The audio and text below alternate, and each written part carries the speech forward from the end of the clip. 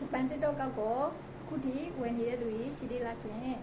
ဂျပန်တစ်တော့ကောက်ကိုခုဟာကိုမဝယ်ဘဲနဲ့ဖွင့်လို့ရတဲ့နည်းလေးကိုလာပြီးတော့မျှဝေပေးရဖြစ်ပါတယ်ရှင်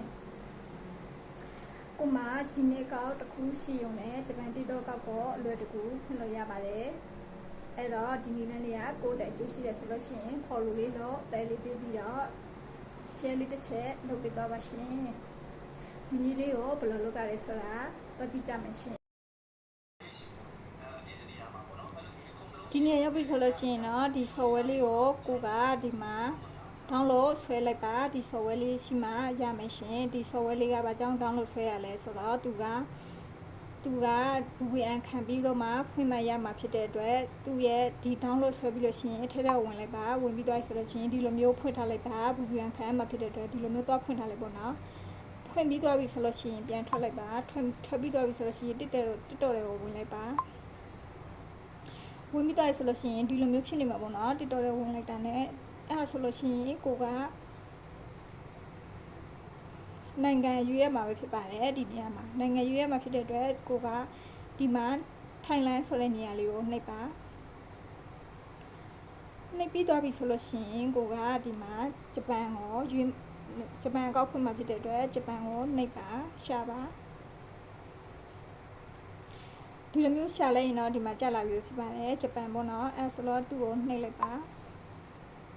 ဒီလိုမျိုးဆိုပြောင်းသွားပြီပေါ့နော်ဒီမှာဒီထိုင်းလန်နေရာမှာဂျပန်ပြောင်းသွားပြီဖြစ်ပါတယ်အဲ့တော့ဒီအောက်က login ဆိုတာလေးကိုနှိပ်ပါနှိပ်ပြီးတော့ရင်ဒီမှာ sign up ဆိုတာလေးကိုနှိပ်ပါ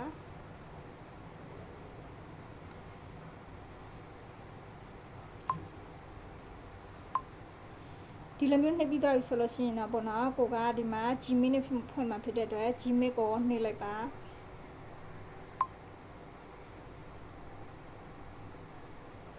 အဲ့တော့ကိုက Gmail account တစ်ခုကိုနှိပ်ရွေးလိုက်ပေါ့နော်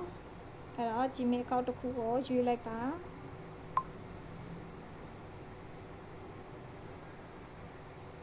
ဒီနေရာမှာဆိုလို့ရှိရင်တော့သူကကိုရဲ့မွေးနေ့အသက်ပေါ့နော်အဲ့ဒါတွေကိုအကုန်ထည့်ခိုင်းတာပဲဖြစ်ပါတယ်အဲ့တော့ဒီနေရာမှာပတ်တင်းနေရာမှာကိုကရွေးပြီးတော့ထည့်လိုက်ပါ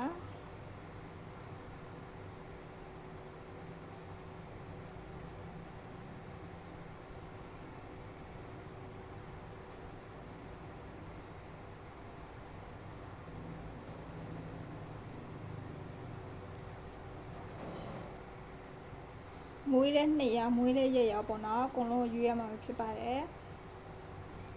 အဲ့လိုမျိုးရွေးပြီးသွားပြီဆိုလို့ရှိရင်တော့ကိုကဒီအောက်ကကွင်တင်းညူလေးကိုနှိပ်လိုက်ပါ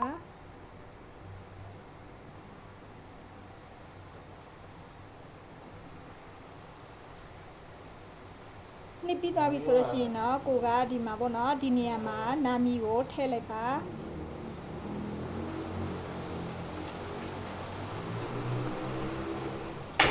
နာမည်ထည့်ပါနာမည်ထည့်ပြီးသွားပြီဆိုရင်ဒီအောက်ကကွင်တင်းညူကိုဆက်နှိပ်ပါ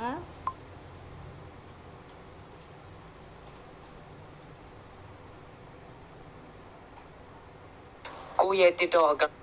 ဒီလိုဆိုရင်တော့ကိုရဲ့ TikTok ကဖွင့်လို့ပြီးသွားပြီပေါ့နော်အဲ့တော့သူ့ကိုဘယ်မှာပြန်ကြည့်ရမလဲဆိုတော့ဒီနေရာမှာဒီမှာမြင်ရတဲ့အကောက်ကတော့ဒါသူ့ရဲ့အကောက်ပေါ့နော်ဒါပေမဲ့ကိုကဂျပန်မဟုတ်လားဟုတ်လားဆိုတာစစ်မယ်ဆိုတော့ဒီနေရာမှာမြင်းသုံးချောင်းကိုနှိပ်လိုက်ပါနှိပ်ပြီးတော့ရင်ဒီမှာ setting နဲ့ setting and privacy တွေကိုဝင်လိုက်ပါဝင်ပြီးသွားပြီဆိုလို့ရှိရင်ဒီမှာအကောက်နေရာကိုနှိပ်လိုက်ပါပြီးရင်အပေါ်ဆုံးကအကောက် information ဆိုတဲ့ထဲကိုဝင်လိုက်ပါဒီမှာဆိုရင်တော့တွေ့ရမှာပဲဖြစ်ပါတယ်ဒါကတော့ခုဖွင့်လိုက်တဲ့ဂျပန်အကောက်ပဲဖြစ်ပါတယ်ရှင်အဲ့တော့ဒီနည်းလမ်းအတိုင်းပဲသွားလို့ကြည့်ပါအားလုံးပဲအဆင်ပြေကြပါသည်ရှင်ကိုက Gmail အကောက်တစ်ခုလေးနဲ့ဒီနည်းလမ်းအတိုင်းပဲVPNခံပြီး